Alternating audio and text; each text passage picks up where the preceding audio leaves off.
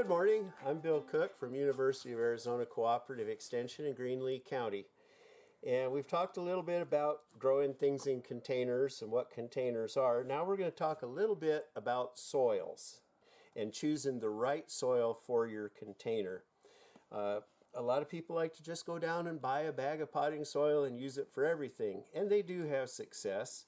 But to improve your success, you can choose your soil. You can blend it yourself. You can amend it. But you can create a soil that is better suited to the size of the container that you are using. So here is an example. This is a 5-gallon nursery bucket. They're great containers. So this needs to drain a little bit better than the 1 gallon. So when we look at this soil, this is a coarser mix. It drains better, allows more air movement, and it's good for the roots of a larger plant, which due to the drainage and the texture, the plant can utilize the entire amount of soil for root growth. Whereas if we use too heavy of a soil, the bottom would never dry out and the roots would not be able to grow down there. So this is what it looks like when you pour some out on the table. And you can see that it's a fairly coarse mix.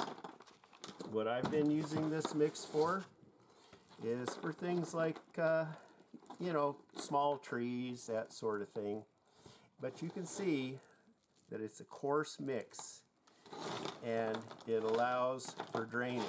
So here is a mix that I'm using in a shallower container. It's about 6 inches deep versus 11.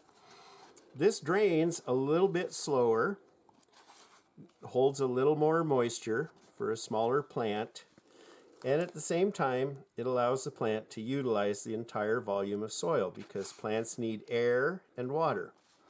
So this mix is a little bit heavier, and it's not as coarse, and you can see that side by side.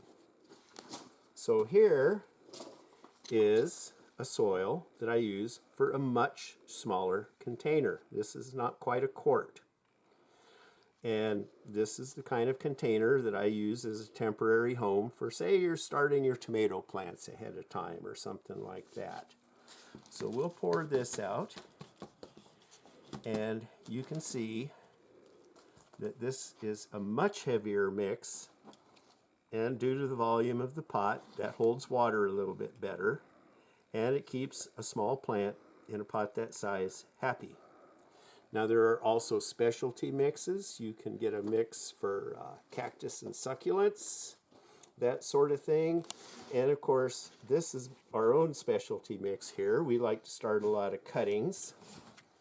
So starting cuttings is a much different requirement than growing a plant. For cuttings, it has to be dense enough to compact around the cutting to allow no air pockets.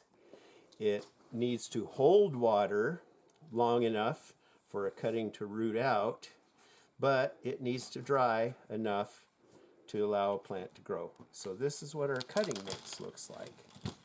And it's very close in texture to this commercial potting soil for small plants, just a little bit coarser. But you can see here we have 4 different potting soils for 4 different purposes. And again, matching your soil to your purpose, depth of container, that sort of thing, will bring your success up a notch on your container gardens. And after all, if we can get better results with the same amount of effort, the world is good.